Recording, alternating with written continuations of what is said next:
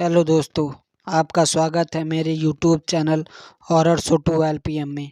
आज मैं आपको 2 रहस्यमयी भूतिया कहानियाँ सुनाने जा रहा हूँ, तो जल्दी से चैनल को सब्सक्राइब कर लें। तो बढ़ते हैं अपनी कहानी की ओर। ये जो कहानी मैं आपको बताने जा रहा हूँ, उत्तर प्रदेश के बदलापुर में रहने वाले ब्रजेश जी के साथ घटी थी।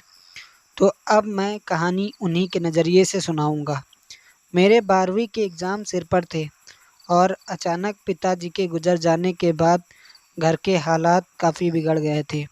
आगे की पढ़ाई पूरी करने के लिए और घर चलाने के लिए मुझे देर रात तक ऑटो चलाना पड़ता था। उस रात को सभी ऑटो वाले घर चले गए थे।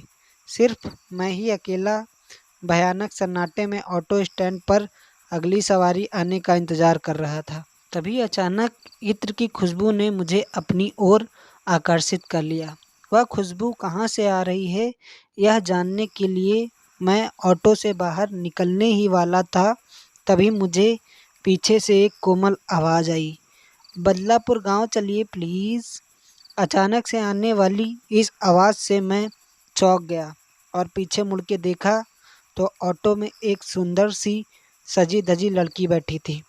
मैंने उससे पूछा, आप अंदर आकर कब बैठी? उसने कोई जवाब नहीं दिया। वो बस अपने पैरों की तरफ देखे जा रही थी। मैंने भी आगे कुछ नहीं पूछा और तुरंत ऑटो स्टार्ट करके गांव की तरफ चल पड़ा।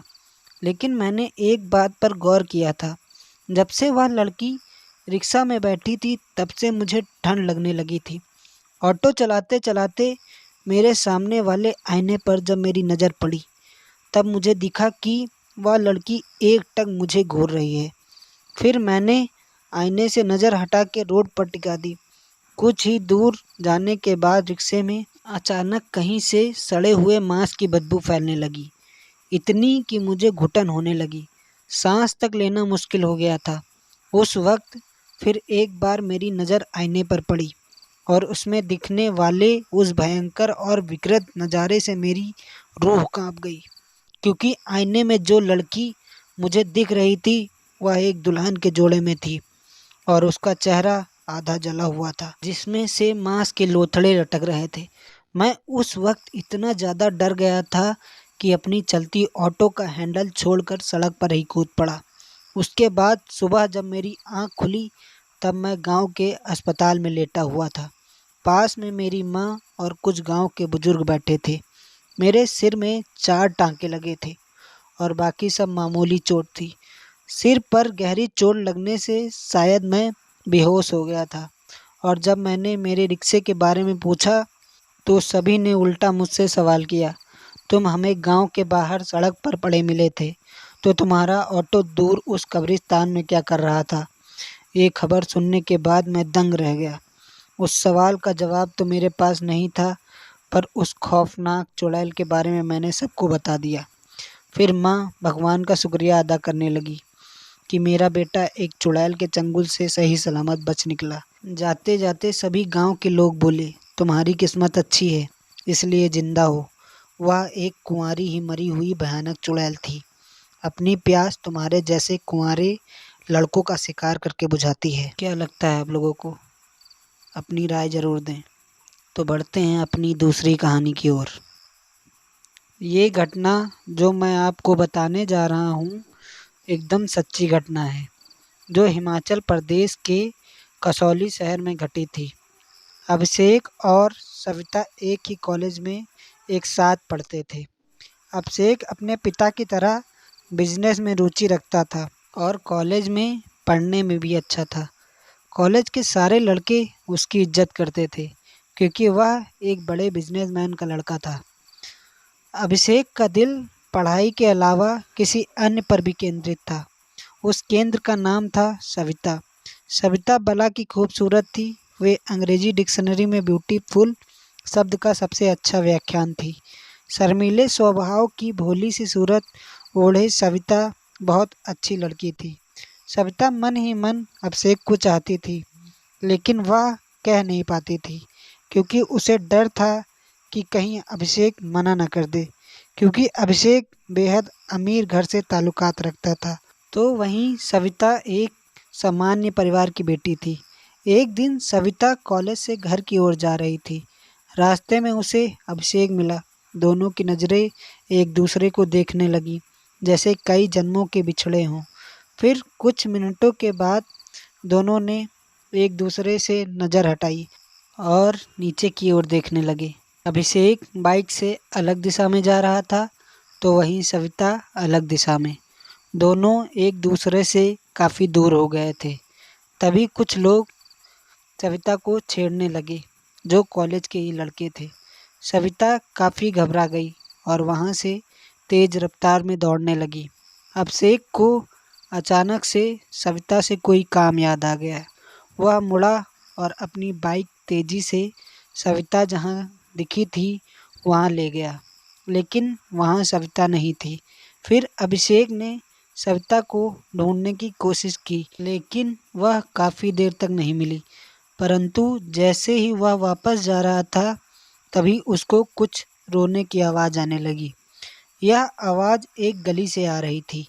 अभिषेक ने उस गली की तरफ मुड़कर देखा तो सविता को पाया।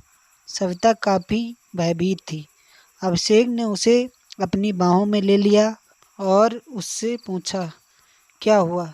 तब सारी बात सविता ने अभिषेक को बताई। तब अभिषेक ने उसे भरोसा दिलाया कि वह उसे कुछ नहीं होने देगा। समय बीतने लगा और दोनों का प्रेम बढ़ता गया। फिर दोनों ने प्रेम को अब नए रिश्ते की डोर में बांधने की बात आपस में की। सविता और अभिषेक दोनों का विवाह होना तय हुआ। सविता ने बताया वह अनाथ है, उसका कोई नहीं है, वह अकेले रहती है घर पर। इस पर कई लोगों ने अभिषेक के घर से आपत्ति दर्ज करी, लेकिन अभिषेक का सविता के प्रति प्यार देखकर वह शादी कराने को राजी हो गए। उनकी जोर शोर में शादी संपन्न हुई। दोनों एक दूसरे से बेहद खुश थे। 5 सितंबर इस तारीख का प्लान बनाकर दोनों ने अपना हनीमून मनाने हिमाचल के शहर कसौली पहुँचे। कसौली के एक प्रसिद्ध रेस्टोरेंट में अपने प्यार भरे क्षण बिताने के लिए वे वहाँ के मैनेजर से एक कमरा लेते हैं। अभिषेक ने सविता से कमरा चुनने को कहा। वह रेस्टोरेंट 5 मंजिला था। सविता ने सुझाव दिया कि कमरा तीसरे मंजिल पर ही लेंगे। ऐसा उसने इसलिए कहा था क्योंकि रेस्टोरेंट के तीसरे मंजिल से पहाड़ों का बेहद मनमोहक दृश्य नज़र आता था। इसी कारण तीसरे मंजिल के कमरे महंगे भी होते थे और जल्दी फुल भी हो जाते थे। मैनेजर ने उन्हें 304 नंबर की चाबी दी और वेटर को बुलाया ताकि वह सामान लेकर जा सके। लेकिन सविता उस मैनेजर से जिद करते हुए कहने लगी कि उसे 308 नंबर की चाबी चाहिए। मैनेजर ने उन्हें मना किया, कहा कि वह कमरा अभी रिनोवेशन होना बाकी है, लेकिन सविता बार बार वही कमरा लेने के लिए बोलती रही। अभिषेक ने सविता के प्यार में उसकी जिद को पूरा कराने के लिए मैनेजर से गुहार लगाई। फिर मैनेजर ने मजबूर होकर उनकी बात मान ही ली, क्योंकि अभिषेक ने ज़्यादा पैसे देने को कहा था। फिर दोनों कमरे में गए। दोनों कमरे में एक दूसरे को निहार रहे थे, साथ ही साथ पहाड़ों को भी, जो कसौली की खूबसूरती को बखूबी दर्शा रहे थे। जैसे ही दोनों एक दूसरे के प्यार में डूब रहे थे और सारी हदें पार करने की ओर बढ़ रहे थे, तभी एक अजीब सी आवाज़ ने दस्तक दी। अभिषेक ने उठकर पहले कमरे के हर एक कोने में देखा कि कहीं कोई खिड़की खुली न रह गई हो, लेकिन खिड़की कोई भी खुली नहीं थी। पर फिर भी उसे किसी के चलने की आवाज़ पूरे कमरे में सुनाई दे रही थी। वह डर के मारे बेड पर मुड़कर देखने लगा, लेकिन वह देखकर अचंभित रह गया।